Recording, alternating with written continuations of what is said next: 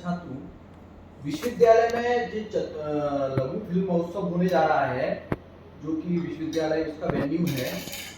इसके संदर्भ में एक विश्वविद्यालय द्वारा बुलेटिन भी प्रकाशित किया जाएगा 3 दिन।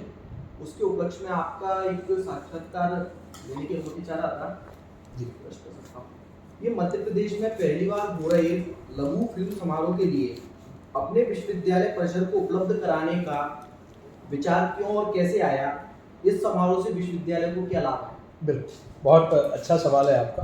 देखिए, माखनलाल चतुर्वेदी राष्ट्रीय पत्रकारिता विश्वविद्यालय संचार के क्षेत्र में नए कीर्तिमान स्थापित करता रहा है और देश के सबसे सफल मीडिया विश्वविद्यालय के रूप में आज इसकी पहचान है।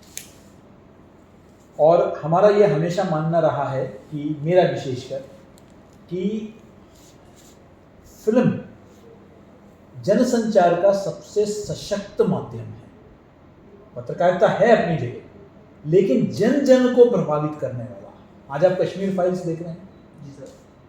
जो प्रभाव कश्मीर फाइल्स आज कर पा रही है, क्या कश्मीर से पिछले कई दशकों से मीडिया में रिपोर्ट्स आ रहे हैं? बिल्कुल। लेकिन उसका वो प्रभाव नहीं हुआ जो एक प्रभाव एक फिल्म का आया। तो इसी तरह चाहे एक टॉयलेट हो, चाहे एक पैडमैन हो, समाज में जो फिल्म का एक प्रभाव है वो सबसे सशक्त माध्यम मैं मानता हूँ जनसंचार में। और फिल्म को आने वाले दिनों में, क्योंकि मेरा ये मानना है कि फिल्म में उज्जवल भविष्य है। आप प्रिंट के बारे में संशय उठ रहे हैं, इलेक्ट्रॉनिक मीडिया के बारे में प्रश्न खड़े हो रहे हैं, लेकिन फिल्म एक ऐसा क्षेत्र है जिसमें आज विजुअल स्टोरी टेलिंग भविष्य है पत्रकारिता का। फिल्म के माध्यम से आज OTT जैसे प्लेटफॉर्म खड़े हो गए हैं।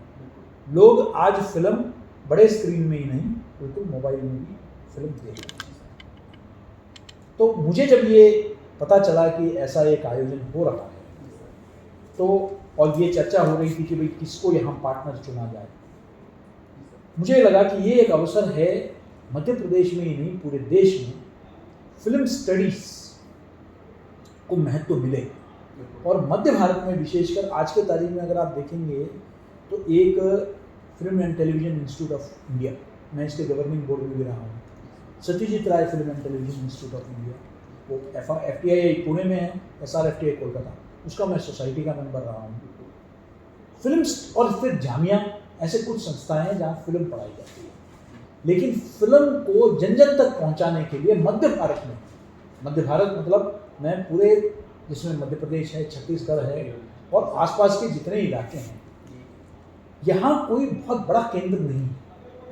और पिछले कुछ वर्षों से आप देख रहे हैं कि मध्य प्रदेश एक बहुत बड़ा फिल्म का एक केंद्र बन के उभर रहा है। यहाँ बहुत सारे OTT फिल्म्स तैयार हो रही हैं, वेब सीरीज तैयार हो रहे हैं, बहुत सारे बड़े फिल्मों के, लो बजट फिल्मों की शूटिंग हो रही है। बहुत सबसे उपयुक्त जगह प्राकृतिक सौंदर्य की दृष्टि से, सुविधाओं की उपलब्धता के दृष्टि से, और तो ऐसे में एक बहुत बड़े तकनीकी जो है यहाँ मानव संसाधन की आवश्यकता है, उसको उपलब्ध कराना, लोगों को रोजगार तैयार करवाना और फिल्म की तरफ रुचि बढ़ाना। इस दृष्टि से आपको याद होगा पिछले अकादमिक सत्र में हमने फिल्म पत्रकारिता का एक नया हमने शुरू किया, पाठ्यक्रम शुरू किया। और इसी प्रकार हमने ये सोचा कि एक पूरा फिल्म अध्ययन का एक बहुत बड़ा केंद्र के रूप में माखनलाल को स्थापित किया जाए। ये एक बड़ा अवसर है।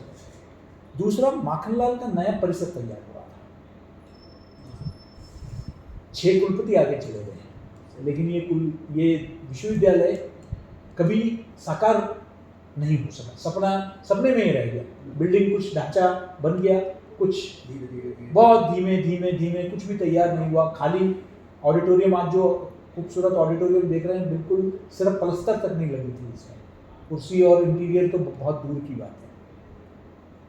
हमने कहा कि इसको हम पूरा करेंगे, ये हमारे सबसे टॉप में है कि एक विश्वविद्यालय जो 30 साल से एशिया का पहला, भारत का सबसे बड़ा मीडिया विश्वविद्यालय का अपना एक भव्य परिसर होना चाहिए।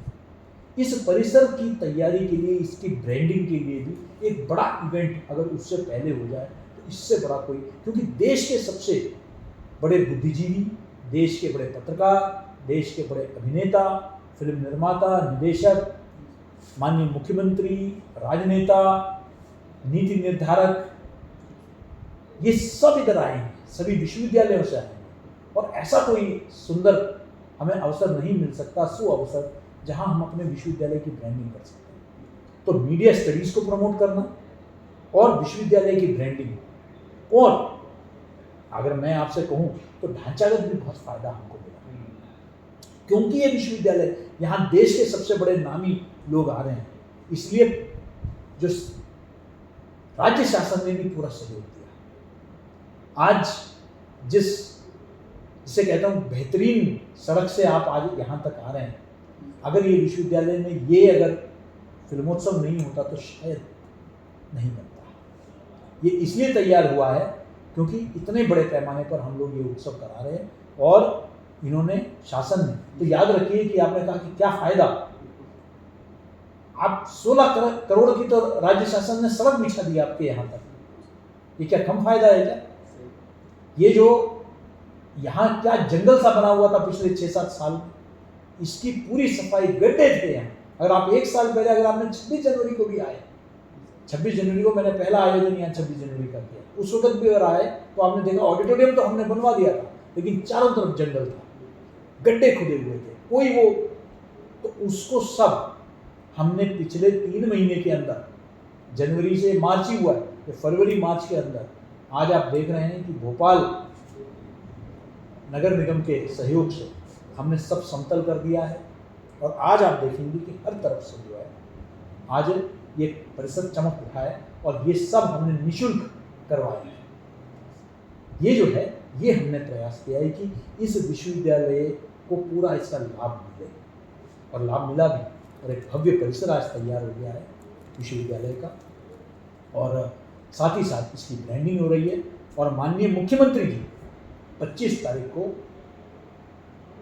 सभागार का उद्घाटन करेंगे, जो गणेश शंकर विद्यार्थी के नाम पर है।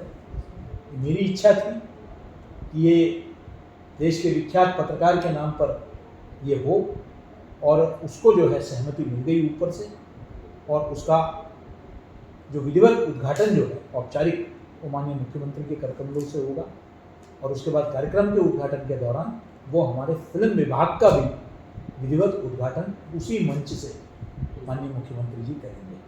तो इस तरह से विश्वविद्यालय को, और विश्वविद्यालय के जो युवा शक्ति है, उनको इतना बड़ा एक्सपोजर जो मिलने जा रहा है, एक राष्ट्रीय स्तर का एक आयोजन में उनको विश्वविद्यालय के परिसर के शुरुआत से पहले ही उनको जो अवसर मिल रहा है, वो मैं समझता हूँ कि वो सबसे बड़ा, क्योंकि अनुभव से बढ़कर कुछ नहीं है। मैं बता सकता हूँ कि मुझे देश भर में मैं व्याख्यान देता हूँ, और मेरे किताबी ज्ञान मेरा कम है, लेकिन मेरा अनुभव का ज्ञान ज़्यादा है। किताब में मेन स्ट्रीम मीडिया में आने के बाद उतना ज़्यादा पढ़ नहीं सकता, लेकिन जीवन के अनुभव वो जो है, वो मैंने इतना कुछ सीख लिया कि मैं वो 100 किताबों के बराबर हूँ।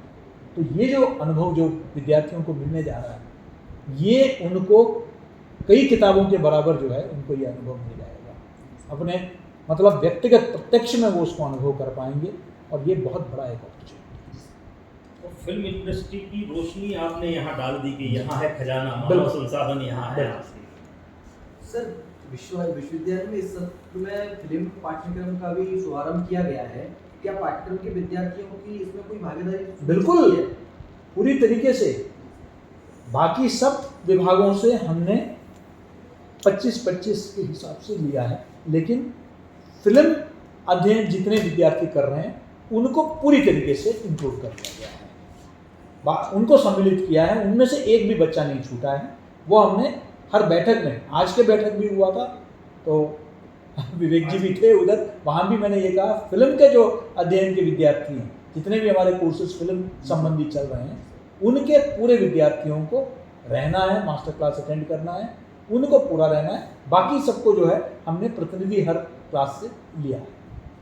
सर, आप इस समारोह के नोडल अधिकारी हैं, इस नाते आप कड़ी मेहनत और श्रम कर रहे हैं। अभी तक के क्या अनुभव है सर आपके? देखिए, नोडल अधिकारी के रूप में राज्य सरकार ने मुझे इसके लिए नियुक्त किया और मेरे अंतर्गत संस्कृति विभाग, पर्यटन विभाग, जनसंपर्क और माध्यम, ये 4 विभागों को मेरे अंदर कर दिया इसके लिए। और इनके नियमित मैं बैठक लेता रहा और उन सबके समन्वय और सहयोग से ही ये सफल हो रहा है।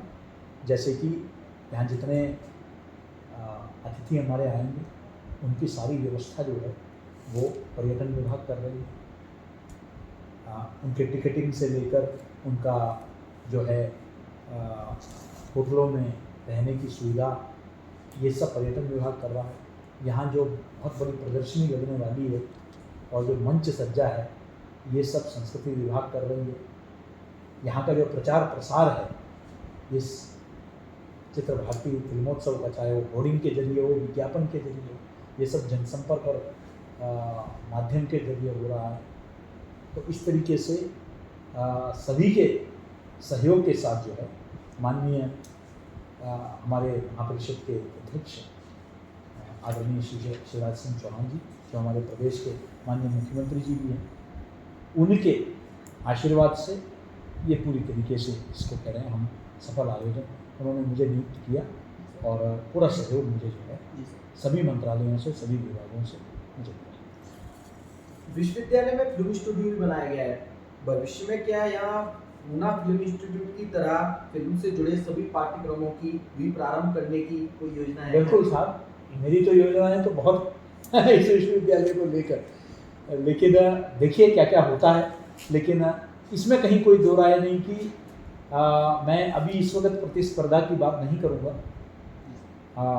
मेरा जीवन का एक नियम रहा है कि फर्स्ट डिजर्व देन डिज़ायर, पहले उसकी पात्रता को हासिल करूँ मैं और उसके बाद मैं FTI और SRFTI की बात करूँ।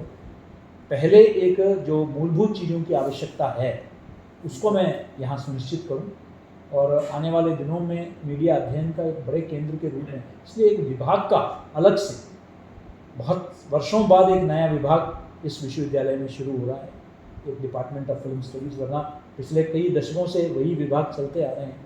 लास्ट शायद न्यू मीडिया टेक्नोलॉजी का बना था कई वर्ष पहले, तो एक नया विभाग जो है यहाँ शुरू हो रहा है। तो मुझे पूरा उम्मीद है कि जो है, और बाकी तो देखिए बाकी सबका मेहनत और विद्यार्थियों का उसमें भागीदारी उस सबसे सफल होगा। लेकिन मैं इतना बता सकता हूँ कि ये परिसर को देख के मुझे कई निदेशकों ने, फिल्म निदेशक यहाँ देखने आए, वो यहाँ शूटिंग करना चाहते हैं, लोकेशन शूटिंग करना चाहते हैं और उन्होंने कहा कि हम आपके विद्यार्थियों को भी जो है इसमें लेना चाहते हैं, इंटर्नशिप देना। ऑलरेडी मैं कह रहा हूँ कि लोगों की रुचि बिसनखेड़ी परिसर की तरफ जो है, यहाँ फिल्म स्टडी शुरू करने से बहुत बढ़िया एक लोकेशन भी है। मतलब कई लोगों ने कहा कि भाई करण जौहर के फिल्म के जो कॉलेज जो दिखते हैं उससे बेहतर आपने बनाया है इसको। कितना अच्छा संयोग है। हाँ, कि फिल्म का जब कोर्स शुरू हो रहा है तब हम फिल्म इंडस्ट्री का एक बड़ा कार्यक्रम करते बड़ा हैं। कार्यक्रम कर रहा है। सर, भविष्य में क्या विश्वविद्यालय परिसर को फिल्म शूटिंग के लिए उपलब्ध कराएंगे? हाँ बिल्कुल, बिल्कुल कराएंगे। और उसमें शुरुआत में तो हम उसको जो है सौजन्य के रूप से हम प्रदान करेंगे और एक बार हम स्थापित हो जाए तो वो हमारा नियमित एक आय का भी जो है बगैर हमारे अध्ययन को बाधित किए हुए, उसके कारण अध्ययन नहीं बाधित होने देंगे, क्योंकि इतना खूबसूरत परिसर है तो सभी फिल्म निर्देशकों का अब नज़रें इस तरफ है। और यही नहीं, ये जो सभागार हमारा बना है वो कई लोगों का कहना है कि देश के बेहतरीन सभागारों में से एक है।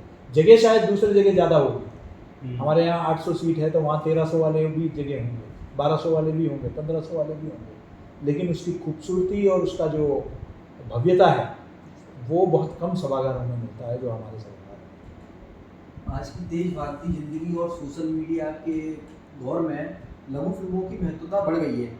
कॉर्पोरेट जगत ने इसे प्रशिक्षण और प्रबोधन का बड़ा हथियार माना है।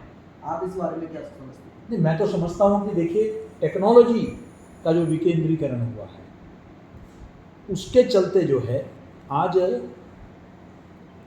सिर्फ बड़े निवेशकों वाले या जहाँ बहुत सारी पूंजी की आवश्यकता है वही फिल्म नहीं बना सकते। आज इवन मोबाइल फिल्म्स का ट्रेंड शुरू हो गया है। आज पूरे दुनिया में बहुत सारे ऐसे प्रतियोगिताएं आ गई है, शॉर्ट फिल्म कॉम्पिटिशन्स आ गई है वीडियो फिल्म्स का हो गया है कि आज कोई व्यक्ति अपने घर बैठे भी फिल्म बनाता है और बहुत अच्छे पुरस्कार जीतता है। आज विजुअल स्टोरी टेलिंग का ज़माना है, डिजिटल टेक्नोलॉजी के चलते अपने प्लेटफॉर्म से फिल्म को अपलोड करते हैं। OTT के माध्यम से जो है ऐसे निर्देशक जिनके पास बड़ा बजट नहीं है, कम बजट में भी छोटे मतलब किरदारों के साथ भी जो है आप 10 मिनट का 15 मिनट के फिल्म आज बना रहे हैं लोग, जो आज लोकप्रिय हो रहे हैं और लोगों के पास समय कम है, तो कम समय में कुछ अच्छी कहानियाँ हम अगर पेश कर सकते हैं तो मैं समझता हूँ कि बहुत बड़ा अवसर है। और शॉर्ट फिल्म्स आज अलग अलग विषयों पर बन रहे हैं, हर एक के बस की बात नहीं है कि वो एक फीचर फिल्म बनाए। तो मैं समझता हूँ कि शॉर्ट फिल्म्स, डॉक्यूमेंट्री फिल्म्स, इसका एक अलग ही रुचि का क्षेत्र है और आने वाले दिनों में इसमें भविष्य बहुत उज्ज्वल है। Thank you sir. समय काफी लिया। धन्यवाद।